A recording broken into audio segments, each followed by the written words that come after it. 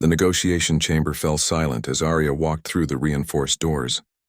No weapons, no armor, just a human in a worn leather jacket, hands visible, eyes cold as deep space. The Cravathi warlord, Thexan, watched her approach with 4 of his 6 eyes, mandibles clicking in what might have been amusement.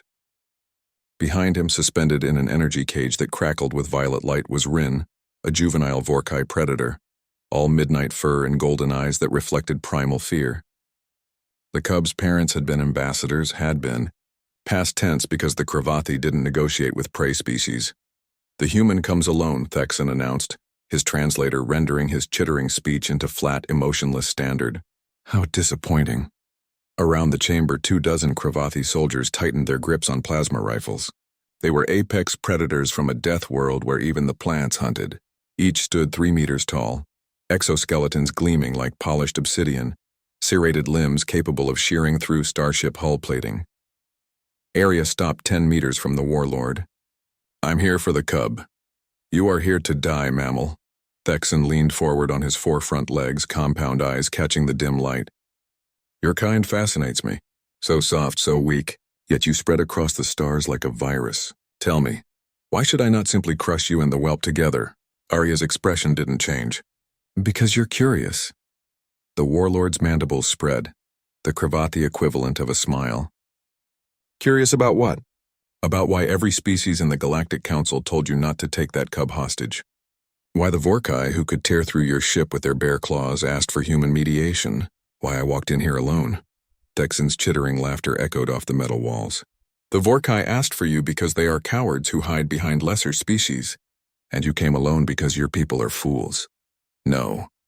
Arya's voice dropped to barely above a whisper, yet it carried with absolute clarity. "I came alone because I'm all you get. One chance, one warning." The temperature in the room seemed to drop. Several soldiers shifted uncomfortably, a remarkable tell for a species that conquered 17 star systems through pure savagery. "A warning?" Thexan's translator couldn't quite capture the derision in his tone. "From what? Your science? Your weapons? We've analyzed your species extensively, human. You're not the fastest, not the strongest. Your homeworld is practically a paradise, barely any predators worth mentioning. You're persistence hunters on a gentle world, and you think you can threaten the Cravathi?" Arya nodded slowly. "You're right. Earth is gentle, which is why you'll never understand what we really are." She took 1 step forward. Every weapon in the room tracked her movement. "You evolved on a world where survival meant being the biggest monster," Arya continued, her voice steady. "Where only the strong survived. Natural selection at its finest. But humans? We evolved differently. We learned to chase prey for days across savanna until it collapsed from exhaustion. We learned to track wounded animals for weeks. We learned that if something hurt us, we didn't stop coming, ever." Another step. The soldier's mandibles clicked nervously. "We're not persistence hunters, Thexan. We're pursuit predators, and there's a difference you need to understand." Arya's eyes locked onto all 6 of the warlords. When a persistence hunter loses its prey, it finds new prey. But when a pursuit predator loses its target, she smiled and there was no humor in it. "It never stops hunting." Rin whimpered in the energy cage. Arya's gaze flicked to the cub for just a moment, a flash of something softer beneath the iron exterior. "The Vorkai didn't ask for human help because they're cowards," Arya said. "They asked because they know what we do to species that hurt children. Any children. It doesn't matter if they're human or not. Because that's the thing about humans, warlord. We bonded with wolves, apex predators on our world. We made them family. We did the same with cats, horses, birds, reptiles. Hell, we even bond with animals that can't possibly bond back. We form packs, we adopt. We protect." Thexan's posture shifted slightly, the first sign of uncertainty. "That cub," Arya pointed at Rin without breaking eye contact with Thexan. "The moment you took it, you didn't just threaten the Vorkai. You triggered something in every human who heard about it. Something old. Something we carried from Earth. The same instinct that made us run into burning buildings to save strangers. The same madness that made us throw ourselves on grenades to protect others. The same stubborn, stupid, beautiful insanity that defines us." The lights in the chamber flickered, not from any power failure, but from the dozen human vessels that had just dropped out of hyperspace above the Cravathi flagship. The entire armada. Every warship in the sector. Thexan's eyes darted to the tactical displays. You said you came alone.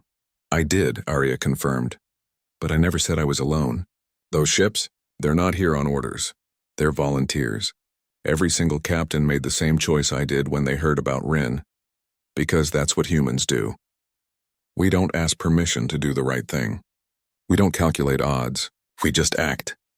She took another step, now just within striking distance of the warlord's serrated limbs. So here's your choice, Thexan. You can release the cub and leave this system, or you can kill me, which you absolutely can do. But understand this, if I die, those ships won't negotiate. They won't demand justice. They'll simply erase your flagship, then your fleet. Then they'll chase your species to every corner of the galaxy you try to hide in, not because of orders, not because of treaties, but because you made it personal. The silence stretched for an eternity. Then Thexan made a gesture and the energy cage deactivated.